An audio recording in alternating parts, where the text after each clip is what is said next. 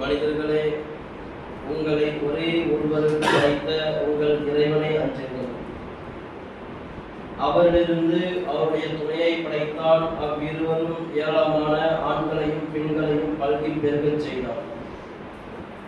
எவனை முன்னிறுத்தி ஒருவர் மற்றவரிடம் கோரிக்கை வைப்பீர்களோ அத்தகைய இறைவனை அஞ்சுங்கள். உறவினர்கள் விஷயத்தில் அல்லாஹ்வை அஞ்சுங்கள். அல்லாஹ் உங்களை கண்காணிப்பவனாக இருக்கிறான். இறை நம்பிக்கை கொண்ட மக்களே, அல்லாஹ்வை அஞ்ச வேண்டிய விதத்தில் அஞ்சிக் கொள்ளுங்கள். நீங்கள் மரணிப்பதற்கு முன்னால் முஸ்லிம்களாக தவிர மரணித்து விடாதீர்கள். இறை நம்பிக்கை கொண்ட மக்களே, அல்லாஹ்வை அஞ்சுங்கள். நேர்மையான சொல்லை கூறுங்கள். அவ்வாறு நேர்மையான சொல்லை கூறும் பொழுது அல்லாஹ் தஆலா நம்முடைய செயல்களை சீராக்குவான், நம்முடைய பாவங்களை மன்னிப்பான். அல்லாஹ்விற்கும் அல்லாஹ்வுடைய தூதருக்கும் கட்டுப்பட்டு நடப்பவர் மகத்தான வெற்றி பெறுவார்கள். வார்த்தையிலேயே சிறந்த வார்த்தை அல்லாஹ்வுடைய வார்த்தைகள் என்றும், வழிகாட்டுதலில் சிறந்த வழிகாட்டுதல் அல்லாஹ்வுடைய தூதர் முஹம்மது நபி ஸல்லல்லாஹு அலைஹி வஸல்லம் அவருடைய வழிகாட்டுதல் என்றும், மார்க்கத்தின் பெயரால் இவையெல்லாம் புதியதாக உண்டாக்கப்பட்டதோ அவை அனைத்தும் பிதுஆ, ஒவ்வொரு பிதுஅத்தும் வழிகேடு. அந்த வழிகேடு நாளை மறுமையில் நம்மை நரகில் கொண்டு போய் சேர்க்கும் என்கின்ற செய்தி நினைவுபடுத்தியவனாகும். அல்லாஹ் தஆலா நம் மீது கடமையாக்கிய இந்த ஜும்மா தொழுகை அவருடைய தூதர் முஹம்மது நபி ஸல்லல்லாஹு அலைஹி வஸல்லம் அவர்கள் காட்டித் தந்த அடிப்படையில் நிறைவேற்றுவதற்காக இங்கு ஒன்று குழுமியிருக்கும் நம் அனைவரின் மீதும் வல்ல ரஹ்மானுடைய சாந்தியும் சமாதானமும் என்று நிறைவேற்றுவார். எல்லாம் வல்ல அல்லாஹ்வின் நல்லடியார்களே, அல்லாஹ் தஆலா திருமறையில கூறுகிறார், குல் நபியே, நீங்கள் இந்த மக்களுக்கு சொல்லுங்க, ஃபஸக்கிர் இன்ன ஸிக்ரா, நீங்கள் இந்த மக்களுக்கு உபதேசம் செய்கிறார்கள். நிச்சயமா அந்த உபதேசமானது தன்பவுல் முஃமினீன், யார் இறையச்சத்தோடு கேட்கிறார்களோ அவர்களுக்கு அது பயன்படும் என்கின்ற செய்தியை நினைவுபடுத்தியவனாக என்னுடைய உரைக்கு செல்கிறேன். இந்த உலகத்தில் மனிதர்களாக வாழ்ந்து கொண்டிருக்கின்ற நாம், நமக்கு இந்த நேரத்துல இந்த உலகத்துல எவ்வளவோ வேலை இருக்கும். 1000 வேலை இருக்கும், சம்பாதிக்க வேண்டிய வேலை இருக்கும், வீட்டில் ஏதாவது வாங்கி தர வேண்டிய வேலை இருக்கும், இன்னும் பிற வேலையெல்லாம் இருக்கும். ஆனால் எவ்வளவுதான் வேலை இருந்தாலும் வெள்ளிக்கிழமை என்று வந்துவிட்டால் என் மீது ஒரு தொழுகை கடமை என்கின்ற சிந்தனை நமக்கு எல்லாருக்கும் வந்துருதா இல்லையா? அந்த கடமையான தொழுகைக்கு எப்படி போகணும்பா? குளிச்சுட்டு சுத்தபத்தமா போகணும். அந்த கடமையான தொழுகையில ஒரு உரை நிகழ்த்துவாங்க, அதை கேட்கணும் என்ற ஒரு ஆர்வத்தோடு நம்ம வரமா இல்லையா? நாம் எல்லாம் மறந்து போன விஷயம் என்ன தெரியுமா? நம் மீது இந்த ஜும்மா மட்டும் கடமை அல்ல, நம் மீது இந்த ஒரு வணக்கம் மட்டும் கடமை அல்ல, ஒவ்வொரு நாளும் 5 நேர தொழுகை கடமை.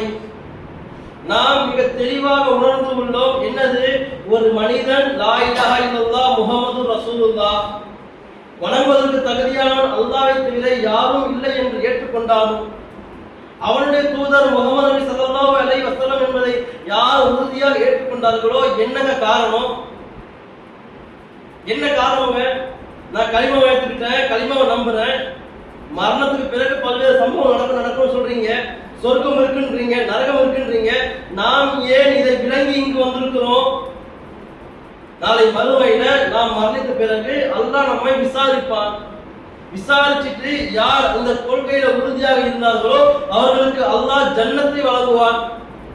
நம் எல்லாருக்குமே சொர்க்கம் செல்வதற்கான ஆசை இருக்குதா இல்லையா? இங்க கூடியிருக்க மக்களுக்கு யாருக்காக சொல்லுங்க பாப்போம், எனக்கு சொர்க்கம்லாம் வேணாங்க, நான் சும்மா வந்து சொல்ல முடியுமா? நம்முடைய இலக்கு என்ன? சொர்க்கம். ஆனா நம்முடைய பயணம், நம்முடைய நடைமுறை அந்த சொர்க்கத்திற்காக அமைக்கப்பட்டிருக்குதா? நம்முடைய ஆசையெல்லாம் என்னப்பா? சொர்க்கத்துக்கு போகணும்.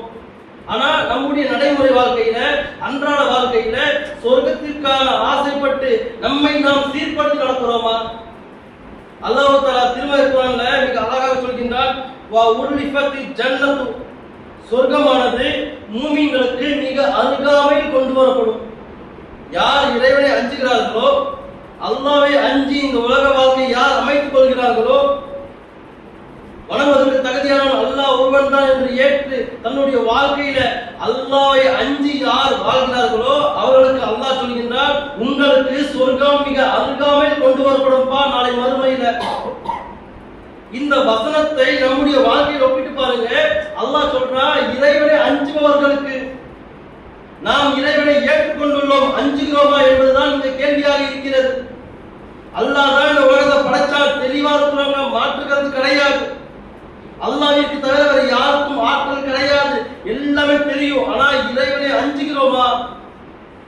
இறைவன் தான் நம்மை படைத்தான், நம்மை மரணிக்க வைக்கின்றான், நமக்கு உணவளிக்கின்றான், நமக்கு நீர் வழங்குகிறான். எல்லாம் பண்ணது யாருப்பா? அல்லாஹ் தாங்க. மக்கத்து காபிர்கள் சொன்னாங்க, என்னது இந்த வானம் படைச்சது யாருப்பா? அல்லாஹ் தான் படைச்சான்ப்பா. பூமி படைச்சது யாருப்பா? அல்லாஹ் தான் படைச்சான்ப்பா. ஆனா அவர்கள் அல்லாஹ்வுக்கு கீழ்ப்படிந்து நடந்தார்களா? நமக்கு அல்லாஹ்வுக்கு எப்படி கீழ்ப்படிந்து நடக்க வேண்டும் என்பது எல்லாமே தெரியும். ஒரு தொழுகையா, வணக்க வழிபாடா, இன்னொரு விஷயங்களா எப்படி நாம் அமைத்துக் கொள்ள வேண்டும் என்று அனைத்தும் தெரியும். நம்முடைய வாழ்வில் அந்த சொர்க்கத்திற்காக அல்லாஹ்வை அஞ்சி நடைமுறைப்படுத்துகிறோமா என்பதுதான் இங்கு நாம் கேள்வியாக கேட்கிறோம். அல்லாஹ் சொல்றாங்க திருமறை குர்ஆன்ல, வமினன் நாஸ், மக்களில் ஒரு சிலர் உள்ளார்கள். என்னது? அல்லாஹ் சொல்றான், மக்களில் ஒரு மக்கள் இருக்கிறாங்க தெரியுமா? அவங்க மை யஷ்ரி நஃப்சு, அவங்க உள்ளங்கள் அல்லாஹ்வின் திருப்தியை நாடி, அவருடைய உள்ளங்கள் அல்லாஹ்வின் திருப்தியை நாடி அல்லாஹ்விற்காக அர்ப்பணிப்பு செய்வார்கள். நம்ம கேட்டு பாருங்க, நம்முடைய நிலையை அல்லாஹ்வின் திருப்தியை நாடி நாம் அல்லாஹ்விற்காக அர்ப்பணிப்பு செய்து வாழ்கிறோமா? அல்லாஹ் குர்ஆனில் அழகா சொல்றான், அல்லாஹ்வின் திருப்தி நாடி தம்மை அர்ப்பணிப்பார்கள். அல்லாஹ்வுடைய தாவாவிற்காக, அல்லாஹ்வுடைய தொழுகைக்காக, அல்லாஹ்வுடைய கடமைகளுக்காக தம்மை அர்ப்பணிப்பார்கள். எல்லாத்துக்கும் தயாரா இருப்பாங்க. இரண்டாவது தான் உலக வாழ்க்கையா இருக்கும். ஆனா நமக்கு என்ன, முதலும் கடைசி எல்லாமே உலக வாழ்க்கை. கடைசி ஓரம் தான் இந்த அல்லாஹ்வுடைய சம்பவம். ஆனா அல்லாஹ் சொல்றான், அல்லாஹ்வின் திருப்தியை நாடி யார் இருக்கிறார்களோ அத்தகைய அடியார்கள் மீது அல்லாஹ் இரக்கம் காட்டுவான்ப்பா. உங்களுக்கு அல்லாஹ் ரஹம் செய்வான்ப்பா. நம்முடைய நிலையை நாம தான் சிந்திச்சு பார்க்கணும். அல்லாஹ் தஆலா மிக மகத்தான ஒரு அருளை வழங்கியிருக்கிறான். இந்த உலகத்துல எத்தனையோ மக்கள் இருக்கிறாங்க. நமக்கு அல்லாஹ் ஈமான் கொடுத்திருக்கிறான். அதற்காக நாம் பாடுபட்டது என்ன? நான் மறுமைக்கு சொர்க்கம் சொல்றாங்களே, அந்த சொர்க்கத்திற்காக நாம் செய்த அர்ப்பணிப்பு என்ன? அல்லாஹ் திருமறை குர்ஆன்ல ஒரு வாக்குறுதி கொடுக்குறாங்க, வஹதல்லாஹ, என்னுடைய வாக்குறுதிப்பா, இன்னல்லதீன ஆமனு வ ஆமிலுஸ் ஸாலிஹாத், யார் இறைவனை அஞ்சி நன்மையான காரியங்கள் செய்கிறார்களோ, அந்த இடத்துல என்ன சொல்றதுமா, அல்லாஹ்வை அஞ்சி யார் நன்மையான காரியங்கள் செய்கிறார்களோ, உலாயிக அஸ்ஹாபுல் ஜன்னah, உங்கள் சொர்க்கத்துக்கு நான் அனுப்புறேன்ப்பா. அப்ப எல்லா இடத்திலுமே அல்லாஹ் நமக்கு நினைவுபடுத்துகிறான், ஜன்னத் வேண்டும் என்றால், சொர்க்கம் வேண்டும் என்றால் நீங்கள் என்னை ஏற்றுக்கொண்டால் மட்டும் பத்தாதுங்க, எனக்கான அர்ப்பணிப்பு, என்னுடைய சிந்தனை, எனக்காக உங்களுடைய வாழ்க்கையில பல்வேறு மாற்றங்கள் செய்து நீங்கள் நடைமுறைப்படுத்த வேண்டும். அப்படி யார் நடக்கிறார்களோ அவர்களுக்கு அல்லாஹ் சொல்றான், உங்களுக்கு சொர்க்கம் இருக்குதுப்பா. அல்லாஹ் குர்ஆன்ல சொல்றாங்க, கத் அஃப்லஹ மன் தஸக்கா, யார் இந்த உலகத்துல வரும் பொழுது, அதோ என்ன அந்த பாய் பார்க்கறாங்க, இவரு பார்க்கறாங்க, இவங்க முன்னாடி எல்லாம் நான் ஒரு தொழுகையாளர் காட்டிக்கணும், நான் ஒரு நல்ல மனுஷனை காட்டிக்கணும், ஒரு செல்வந்தனை காட்டிக்கணும், யார் உங்க வாழ்க்கையை அடுத்தவனுக்காக அமைத்துக் கொள்ளாமல் தன்னைத்தானே தூய்மையாக்கிக் கொள்கிறார்களோ, அல்லாஹ் அழகா சொல்றா, யார் இந்த உலகத்துல தம்மை தாமே தூய்மையாக்கிக் கொள்வது. நம்ம ஒருத்தர் பாய் தொழுகைக்கு வாங்க, இந்த விஷயத்துக்கு வாங்க என்று சொல்லாமல் நாமே அனைத்தும் சிந்தித்து நம்முடைய கடமைகளை நாம் சரியாக செய்யும் பொழுது தம்மைத்தாமே அல்லாஹ்விற்கு அஞ்சி யார் தூய்மைப்படுத்துறாங்க? அத்தகைய மக்களுக்கு அல்லாஹ் சொல்கின்றான், கத் அஃப்லஹ மன் தஸக்கா, அவர்கள் வெற்றி பெறுவார்கள். யாரு? நாம் உண்மையிலேயே பயபக்தியோட நாம் ஏற்றுக்கொண்ட இறைவனுக்கு அவன் சொன்ன கடமைகள் எல்லாம் சரியாக செய்து நம்முடைய உள்ளத்தை அல்லாஹ்விற்காக தூய்மையாக்கினால் அவர்கள் வெற்றி பெறுவார்கள். அல்லாஹ் சொல்றான், வஸகரஸ்ம ரப்பி ஃபஸல்லா, அவர்கள் அந்த நினைவோடு தொழுகைக்கு வருவார்கள். உலகத்தில் வாழும் பொழுது தன்னை தூய்மைப்படுத்திக்குவாங்க. எந்த நேரமுமே அல்லாஹ் இருக்கிறாம்பா, ஒவ்வொரு நாளைக்கும் 5 நேர தொழுகை கடமையாக இருக்கிறது, தொழுகைக்கு போக வேண்டும், இன்னொரு அமல்கள் செய்ய வேண்டும், என் வாழ்க்கையை அல்லாஹ்வின் திருப்திக்காக நான் நடைமுறைப்படுத்த வேண்டும் என்று அந்த சிந்தனை உள்ளத்துல ஓடிக்கொண்டே இருக்கும். பார்த்தீங்கன்னா அந்த மக்களை பற்றி அல்லாஹ் சொல்கின்றான்.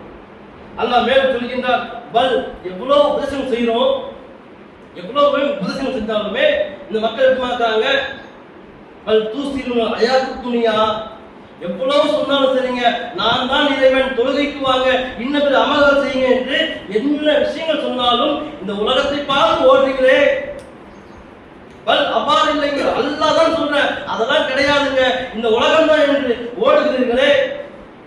அப்படி சொல்லிட்டு அல்லாஹ் சொல்கின்றான், வல் ஹாக்கிரத்து, மக்களே தெளிவாக சிந்தித்துக் கொள்ளுங்கள், மறுமை இருக்கிறது, ஹைரா, அதுதான் சிறந்தது, அதுதான் நிலையானது என்று எச்சரிக்கிறான். சாதாரண வசனங்க.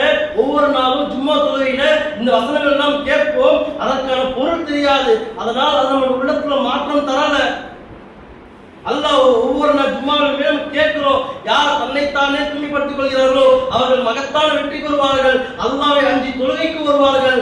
எவ்வளவு உபதேசம் செய்தாலும் இந்த உலகத்தின் பால் போகிறீர்களே, நீங்கள் எச்சரிக்கையாக இருங்கள், மறுமைதான் நிலையானது, மறுமைதான் சிறந்தது என்று இவன் எச்சரிக்கிறானே. இந்த உபதேசங்கள் எல்லாம் யாருக்கு அல்லாஹ் சொன்னான்? ஒரு வெற்றியாளன் என்றால் எப்படி இருக்க வேண்டும்? அல்லாஹ் நாளை மறுமையை சொர்க்கத்துக்கு செல்ல வேண்டும் என்றால் நீங்கள் ஒரு சமுதாயமாக இருங்கள். நீங்க அல்லாஹ்வுக்காக மக்களுக்கு தாவா பண்ணணும்னு சொல்றாங்க இல்லையா? அது எப்படி சொல்றான்? வல் தந்துரு வல் தக்கும் மின்கும் உம்மா, உங்களிடத்திலே ஒரு சமுதாய மக்கள் இருக்க வேண்டும். அவங்க என்ன பண்ண வேண்டும்? எது ஊன இலல் கயர், எது ஊன இலல் கயர், நீங்கள் மக்களை நன்மையின் பால் அழைக்க வேண்டும். யாரின் பால்? அல்லாஹ்வின் பால் மக்களை அழைக்க வேண்டும். அழைக்க பண்ணணும், மக்களுக்கு நல் உபதேசங்கள் செய்ய வேண்டும். எப்பா இதுதான் விஷயம்ப்பா, இதுதான் மார்க்கம்ப்பா, நன்மையான காரியங்கள் செய்யுங்க என்று மக்களுக்கு நன்மையான காரியங்கள் நீங்க ஏவ வேண்டும். மக்கள் மத்தியிலே நம்மோடு இருக்கிறார்கள், அவர்கள் தீமையான காரியம் இருக்கிறாங்களா, தவறான காரியம் இருக்கிறாங்களா, அந்த மக்களுக்கு செய்யுங்க, உபதேசம் செஞ்சு இதெல்லாம் தப்புப்பா, இது மார்க்கத்தில் இல்லாதது என்று உபதேசம் செய்து தடுக்க வேண்டும். அப்படி யார் இருக்கிறார்களோ ஒவ்வொரு ஒவ்வொரு முஸ்லிமும் அவர்கள் தான் வெற்றியாளர்கள் என்று சொல்றானே. இது மாதிரியான பண்புகள் நாம் எப்படி இருக்குது? நம்மையே ஒருவர் வாங்கப்பான்னு அழைக்கக்கூடிய நிலையில் இருக்கிறோமா, இல்ல நாம போய் எல்லாத்தையும் வாங்கன்னு சொல்லக்கூடிய நிலையில் இருக்கிறோமா? அல்லாஹ் திருமறை சொல்லும் பொழுது இத்தகுல்லாஹ், நீங்கள் அல்லாஹ்வை அஞ்சுங்கள், அல்லாஹ்வை அஞ்சுங்கள் என்ன நினைப்படுத்துறான்? யார் இந்த உலகத்துல வாழும் பொழுது அல்லாஹ்வை அஞ்சி தன்னை தூய்மைப்படுத்துறாங்க என்பதுதான் இந்த உரையோட பிரதான முக்கியத்துவம். அப்படி நாம் தூய்மைப்படுத்திக் கொண்டால் நாளை மறுமையில மிக இலகுவாக சொர்க்கம் செல்லலாம். அந்த சொர்க்கத்திற்காக ஆசைப்படுகிறோம், சொர்க்கத்திற்காக கவலைப்படுகிறோமா?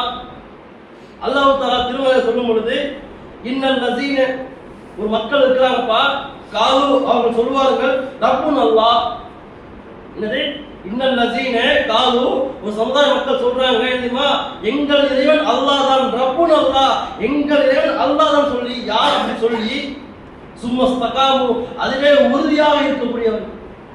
வெறுமனே சொல்லிட்டாங்க என் இறைவன் அல்லாஹ் தான் என்று சொல்லி அமல்கள் செய்யாமல் இருக்கிறாங்களே அவர்களே கிடையாதுங்க. என் இறைவன் அல்லாஹ் தான் என்று சொல்லி இந்த உலகத்துல எவ்வளவு பிரச்சனை வந்தாலும் எவ்வளவு துன்பம் வந்தாலும் இறைவனை மறந்து வாழ்கிறார்களே அந்த மக்களுக்கு கிடையாது. யார் என் இறைவன் அல்லாஹ் என்று சொல்லி சும்மஸ்தகாமு, அதிலே உறுதியாக இருப்பார்களோ அந்த மக்களுக்கு அல்லாஹ் சொல்கின்றான் ததனஸ்ஸலு அலைஹி மலாயிகா, நீங்க இந்த உலகத்துல அல்லாஹ் நம்பி வாழ்ந்தீங்க, அதற்காக பல்வேறு சிரமங்கள் அனுபவிச்சீங்க, கஷ்டங்கள் அனுபவிச்சீங்க, துன்பமாவே இருந்துச்சு, குடும்பத்துல நிம்மதியெல்லாம் வாழ்ந்தீங்க, அந்த மக்களுக்கு மலக்குமார்கள் இறங்கி வருவார்கள். யாரு? அல்லாஹ்வுடைய மலக்குமார்கள் இறங்கி வந்து சொல்லுவாங்க, அலா தகாஃபு, கவலைப்படாதீங்கப்பா. என்னது? யாருக்கு சொல்லுவாங்க? யார் இந்த உலகத்துல என் இறைவன் அல்லாஹ் என்று சொல்லி அதிலே உறுதியாக இருந்து எவ்வளவு துன்பம் துயரம் ஏற்பட்டாலுமே அல்லாஹ்வுடைய தொழுகையிலிருந்து விலகாமல் அல்லாஹ்விற்காகவே வாழ்ந்து மரணித்தார்களோ அந்த மக்கள் நாளை மறுமையில என் நிலை என்னாகுமோ, என் நிலை என்னாகுமோ என்று மக்கள் எல்லாம் கதறுவார்களே மஹ்ஷர் மைதானத்துல.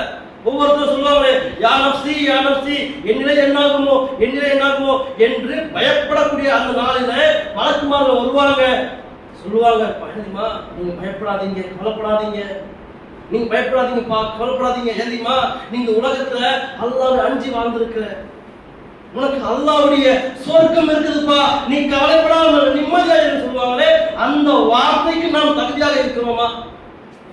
அல்லாஹ்வுடைய வார்த்தைங்க சொல்லிட்டாங்க, அல்லாஹ் டிக்ளேர் பண்ணிட்டான், என்ன நம்பிட்டியா?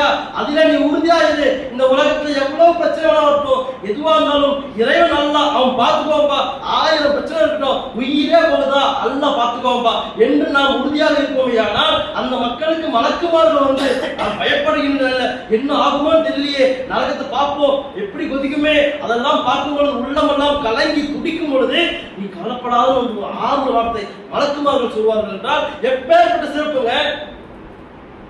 நம்ம நினைச்சுக்கிட்டோம் லா இலாஹா இல்லல்லாஹ் முஹம்மது ரசூலுல்லாஹ் சொல்லிட்டோம், நாளைக்கு சொர்க்கத்துக்கு இலகுவா போயிடலாம், எந்த கவலையும் தேவையில்லை, தொழுகை தேவையில்லை, அமல் எதுவுமே தேவையில்லை நினைச்சிருக்கோம். அப்படி கிடையாது.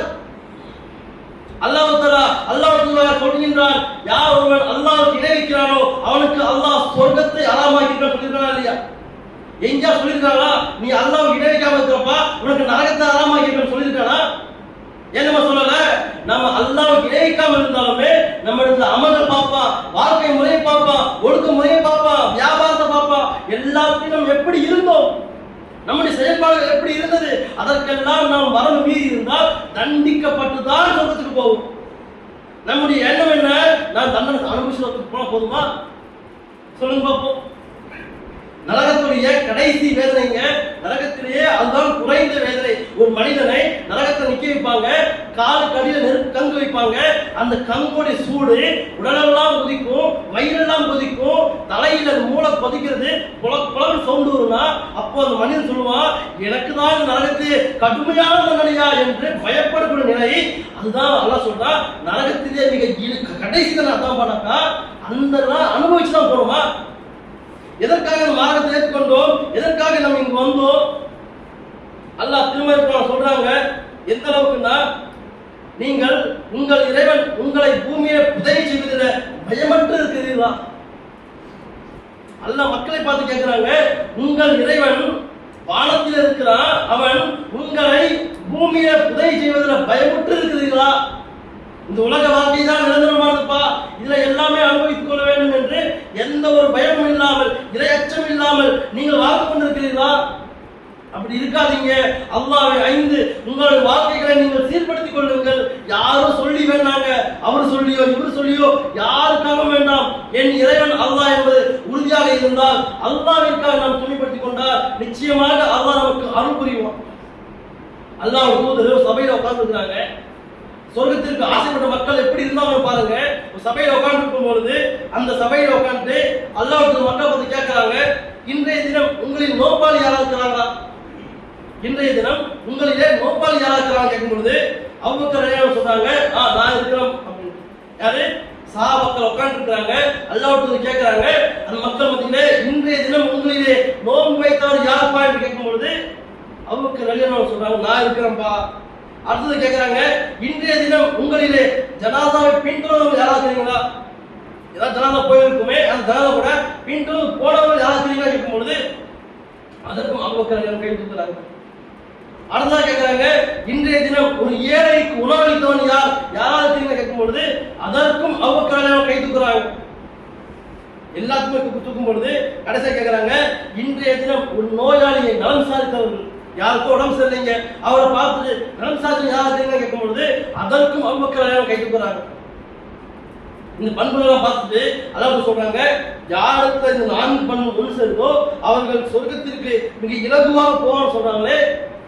இந்த பண்பு என்பது செஞ்சு பாருங்க, அந்த அபூபக்கர் சித்திகள் இயல்பாகவே இருந்தது. இது ஒரு ஜனாதாவா தெரிஞ்சுச்சா உடனே கலந்துக்குவாங்க. ஒரு ஏழையா பசிக்கார இருக்கிறாங்களா அவர்களுக்கு உணவளிப்பார்கள். ஒரு நோயாளி தெரிஞ்சுச்சா நம்மோடு பழகியவர்கள் ஒரு நோய் விட்டு இருக்கிறாங்கன்னாக்கா அவர் நோய் நலன் விசாரிப்பார்கள், அவருக்காக ரப்பிடத்தில் கையேற்றுவார்கள். இந்த மாதிரி பண்புகள் எல்லாம் இயல்பாகவே அமைந்து விட்டால் அவர்களுக்கு அல்லாஹ் சொர்க்கத்தை தாமதான் சொல்றானே. இந்த பண்பு சிந்திச்சு பாருங்க, நம்ம இடத்துல இந்த பண்புகள் எல்லாம் இருக்கிறதா? 4 பண்பு ஒண்ணுமே இல்லைங்க. சமீபத்தில் சகோதரரை பார்த்தோம். எப்படின்னா, ஒரு மவுத் நடைபெறுது, விஷா டைம்ல மவுத் நடைபெறுது. உடனே அவங்க பேசிக்கிறாங்க, சபையில் பேசிக்கிறாங்க, நாளைக்கு நோன்பு வைக்கணும்ப்பா. ஏன் தெரியும்? ஏன் நான் கேட்டேன், ஏன் நோன்பு வைக்கணும்னு சொல்றீங்க? இல்லைங்க, நாளைக்கு நோன்பு வச்சுட்டாக்கா நோன்பு வச்சுனா நன்மை வந்துடுது. நாளைக்கு இந்த ஜனாதா கொண்டு போவாங்க, ஜனாதா கொண்டு நன்மை வந்துடுது. யாரோ ஒரு ஏழை உணவளிச்சுட்டாக்கா அந்த நன்மை அடைஞ்சிருது. யாராவது நோன்பு இருந்தாக்கா அவங்க நல்லா கவனிச்சாக்கா இந்த ஹதீஸ்க்கு ஒத்து நான் வாழ்ந்துருப்பேன் இல்லையா, ஒருவேளை இதனாலேயோ அல்லாஹ் எனக்கு சொல்லும் தருவானா என்று சொல்றாங்க. நம்முடைய வாழ்க்கையில இந்த ஹதீஸ இந்த மாதிரி ஒரு நாள் கட்ட பண்ணிருப்போமா? ஒரு மாற்றும சகோதரர்கள் இஸ்லாத்துக்கு வந்தவர்கள் சமீபத்தில் அவர் பழகும் பொழுது அவர் சொல்றாருங்க, ஒரு மவுத் செய்தி கேட்டவுடனே அடுத்த நாள் நோன்பு வைக்கணும்ப்பா, ஒரு ஏழையை நான் தானம் பண்ணணும்ப்பா, இந்த ஹதீஸை நடைமுறைப்படுத்த வேண்டும் என்று சொல்றாங்க. என்றால் நாம் முஸ்லிம்களாக இருக்கிறோம், அல்லாஹ்வை அஞ்சுகிறோம். இது போன்ற சம்பவங்கள்லாம் அமையும் போது சொர்க்கத்திற்கு ஆசைப்படுற மக்கள் எப்படி போனாக்கா அதை பயன்படுத்தக்கூடியவர்களாக, அதை நம்முடைய வாழ்க்கைக்கு நிகழ்த்தக்கூடியவர்களாக இருக்கணும். இன்ஷா அல்லாஹ் நாம் ஏற்றுக்கொண்ட மார்க்கத்தில் உறுதியாக இருப்போமே ஆனால் யார் சொல்லியும் இல்லாமல் அல்லாஹ்விற்காக நம்மை துணைப்படுத்திக் கொண்டால் நிச்சயமாக நாளை மறுமையில இலகுவாக சொர்க்கம் செல்லலாம் என்பதை நினைவுபடுத்தி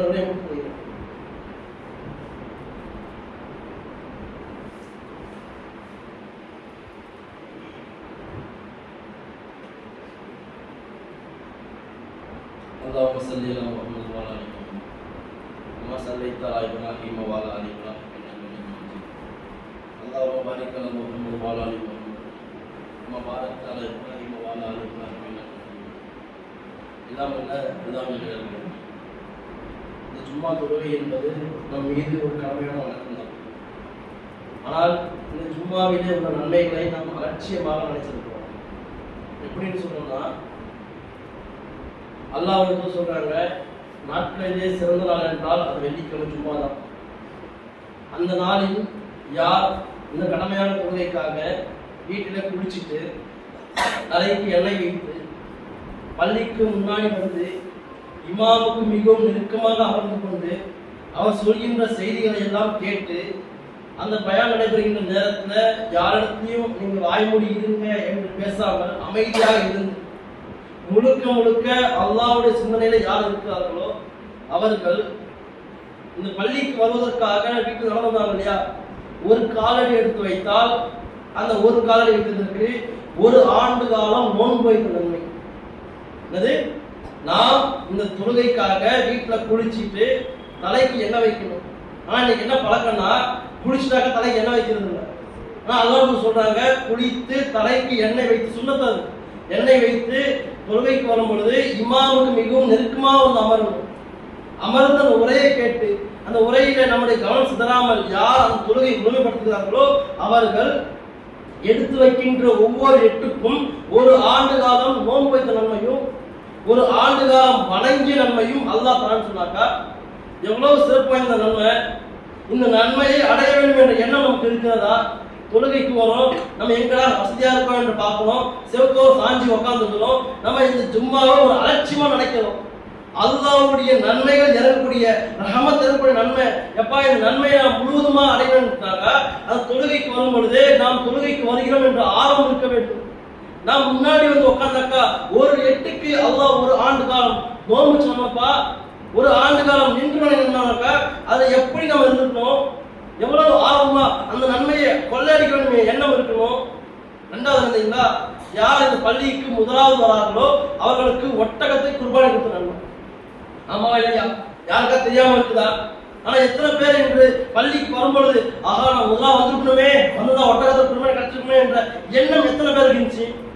யாருக்குமே இல்லை. ஏன்? நமக்கு எல்லா வேலையும் முடிச்சு தொழுகைக்கு வருமே பெருசா இருக்குங்க. ஒவ்வொரு நாளும் அந்த எண்ணம் இருக்க வேண்டுங்க. சும்மா போனோமா, இன்றைய நாள் பள்ளிக்கு முதலாவது போனாக்கா அந்த ஒட்டகத்தை குர்பானி நன்மை கிடைக்குமே, ரெண்டாவது போனாக்கா ஒரு மாட்டை குர்பானி நன்மை கிடைக்குமே என்ற எண்ணத்தோடு பள்ளிக்கு விரைந்து வருவோமே. ஆனால் நம்முடைய எண்ணம் இருக்கு இல்லைங்களா, அதற்காவது அல்லாஹ் கூலி கொடுப்பான். நமக்கு அந்த எண்ணமே கிடையாது. ஒண்ணு இல்லைங்க, இன்றைய நாளில ஒரு ஒட்டகத்தை குர்பானி கொடுக்கணும்னா 2 லட்சம் ரூபாய்க்கு தேவைப்படும். அந்த நன்மையை அந்த பொருளாதார தானம் நன்மையை அல்லாஹ் நம்ம மீது எடுத்தான் இல்லையா, ஒரு அரை மணி நேரம் அல்லாஹ்வுக்காக தியாகம் செய்து 12 மணிக்கு வந்து உட்காந்தாக்கா அல்லாஹ் தரமாட்டானா? இந்த நன்மையெல்லாம் நமக்கு இங்க அலட்சியமாக தெரியுங்க. நாளை மறுமையில அல்லாஹ் விசாரிக்கும் பொழுது இந்த நன்மையை கொண்டு யார் பள்ளிக்கு சிறப்பு முன்னாடி வந்தார்களோ, அந்த நன்மையை நாடி ஓடி வந்தார்களோ, அந்த மக்கள் எல்லாம் அந்த நன்மையை அனுபவிக்கும் பொழுது அன்றைய தினம் ஆஹா ஒரு அரை மணி நேரம் பண்ண கூடாதா என்ற எண்ணம் நமக்கு வரும். மூணாவது என்ன, யார் அருகாமை உட்கார்ந்து பேசிக்கொண்டு இருந்தாலுமே அந்த மக்கள்கிட்ட நீங்க பேசாதீங்கன்னு சொல்லக்கூடாது. ஏன் தெரியுமா? உங்க அருகாமையில் மக்கள் வந்துட்டாங்க, உட்கார்ந்து இருக்கிறாங்க, அவங்க உரை நடைபெறும் போது பேசுறாங்க. அப்படி பேசும்போது கூட மக்களே பேசாதீங்க சொல்லாதீங்க. ஏன் தெரியுமா? உங்கள் கவனம் முழுக்க முழுக்க அந்த உரையில் தான் இருக்க வேண்டும். அல்லாஹ் தஆலா இந்த நேரத்துல நமக்கு எந்த செய்தி சொல்ல இருக்கிறா என்பதை தான் சிந்திக்க வேண்டுமே தவிர நம்ம பக்கத்துல என்ன பண்றது ஏது பண்றது அந்த மாதிரி இருக்கக்கூடாது. அப்படி இருக்குமே ஆனால் அந்த ஜும்மாவோட நன்மையை முழுசா அடையலாம். அதே மாதிரி ஜும்மாவிற்கு மலக்குமார்கள் இருக்கிறாங்க இல்லைங்களா, பள்ளிவாசலுக்கு வெளியே அமர்ந்து இருப்பாங்க. எது வரைக்கும்? பாங்கு சொல்கின்ற வரைக்கும். இமாம் பாங்கு சொல்ல ஆரம்பிச்ச வரைக்குமே மலக்குமார் உட்காந்து இருப்பாங்க. முதலாவது யார் வந்தாங்க, இப்படி வந்தா இருப்பாங்க. ரெண்டாவது யார் வந்தாங்க, இப்படி வந்தா எழுதிக்கிட்டே இருப்பாங்க. பாங்க சொன்னதுக்கு அப்புறம் பின்னாடி யார் வந்தாலுமே அந்த பதிவேட்டை மூடிவிட்டு மலக்குமார்கள் சபையில் வந்து உட்காந்துக்குவாங்க உரையை கேட்பதற்காக. அப்படி வந்துட்டாக்கா அதற்கு பிறகு யார் வந்தாலுமே அவங்க நுகார்ப்பு நன்மையை தவிர ஜும்மாவோட நன்மையை அடைய முடியாது. இது மாதிரியான பல்வேறு சிறப்புகள் உள்ள தொழுகையை நாம அலட்சியமா நினைச்சுக்கோம். அதே மாதிரி இந்த ஜும்மா தொழுகையில ஒரு நேரம் இருக்குது. என்னது? அந்த நேரத்தில் யார் ரப்பிடத்தை பிரார்த்தனை பண்றாங்களோ அதை அல்லாஹ் தஆலா தராமல் இருப்பதில்லை என்று அல்லாஹ் சொல்லியிருக்காங்க இல்லையா? அது எந்த நேரம்ப்பா நமக்கு தெரியும். எப்போ அத்தையாத்தோடைய தொழுகையில இறுதி நேரம், அத்தையாத்த உட்காரீங்களா அதோட இறுதி நேரம். நம்ம எத்தனை பேருங்க அல்லாஹ் சொல்லியிருக்கிறான், அல்லாஹ் சொல்லியிருக்காங்க இந்த நேரத்துல என் ரப்பத்துல எது கேட்டாலுமே அல்லாஹ் தராம இருப்பதுன்னு சொல்லியிருக்காங்க இல்லையா? எல்லாருக்கும் தெரியுங்க. என்றால் ஒரு நாளாவது இந்த ஜும்மாவுக்கு முன்னாடி எனக்கு இந்த தேவை இருக்குதுங்க, இந்த பிரச்சனை இருக்குதுங்க, இது அல்லாஹ்விடத்துல கேட்கணும்னு முன்கூட்டியே சிந்திச்சு அந்த நேரத்துல பிரத்யோகமான நேரத்துல அல்லாஹ்விடத்துல அது மட்டும் முன்னாடி கேட்டுப்போமா? கிடையாது. இமாம் உட்காந்துருப்பாரு, அத்தையாவது கொஞ்சம் நீட்டுவாரு, உடனே அப்பதான் யாரையும் பார்க்க பண்ணி யாரையும் பார்க்க பண்ணி ஏன் வியாபாரத்தை நோய் நிற்கிட்டு அந்த நேரத்தில் எது சிந்திக்கிறோமோ அதுதான் கேட்குமோ தவிர பிரத்யோகமாகவே என்னுடைய தேவை இது இருக்கிறது, எனக்கு இது தேவை இருக்கிறது, அதை சிந்தித்து அந்த நேரத்தில் அது மட்டும் தான் கேட்கணும் எண்ணத்தோடு வரோமா? அந்த நன்மையை கொள்ளடிக்கிறதுக்காக வரோமா என்றால் அது எல்லாம் இல்லை, அலட்சியமாக வரணும். இது மாதிரி எல்லாம் இன்ஷா அல்லாஹ் இது வருங்காலம் வர வேண்டாம். அதே மாதிரி நம்முடைய தமிழ்நாடு பரிசமா சார்பாக இன்ஷா அல்லாஹ் பல்வேறு தாவ பணிகள் செஞ்சு கொண்டிருக்கிறோம். எத்தனையோ மக்களுக்கு இந்த மார்க்கத்தை சொல்லக்கூடிய நிலையில இருக்கிறோம். யார் இந்த மார்க்கத்தை அறிவதற்காக திருமறை குரானோ இல்ல இன்னொரு புத்தகம் கேட்டாலுமே அவங்களுக்கு இலவசமாக வழங்குவதற்காகவோ நம்முடைய ஜமாத் சார்பாக பல்வேறு பணிகள் செய்கிறோம். எல்லாருக்கும் தெரியும். சிறு இல்லம் இருக்கிறது, முதியோர் இல்லம் இருக்கிறது. பல்வேறு இல்லங்கள் மூலியமாக அல்லாஹ் எந்த நன்மையெல்லாம் மக்களுக்கு செய்ய சொன்னாலும் நம்மால் இயன்று நம்ம சக்திக்கு இயன்றவாறு நம்ம அமைப்பு சார்பாக செய்து கொண்டுதான் இருக்கிறோம். ஆனால் இந்த பணிகள் எல்லாம் செய்வதற்கு பொருளாதாரம் என்பது மிகப்பெரிய தடையாக இருக்கிறது.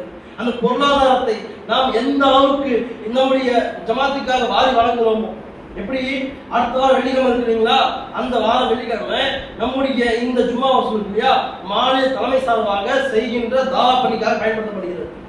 மாநில தலைமை சார்பாக செய்கின்ற தாவா பணிக்காக இன்ஷா அல்லாஹ் உங்களுடைய பொருளாதாரத்தை நீங்க நினைச்சு பாருங்க. ஒண்ணுமே இல்லை, நாம் இந்த அமைப்புல இருக்கிறோம், எங்கேயோ ஒரு மூலையில மக்களுக்கு தாவா பண்றாங்க. அந்த மனிதன் இந்த மார்க்கத்தை ஏற்றுக்கொண்டான், அதனால கிடைக்கிற நன்மையில நமக்கும் நிச்சயம் பங்கு உண்டா இல்லையா?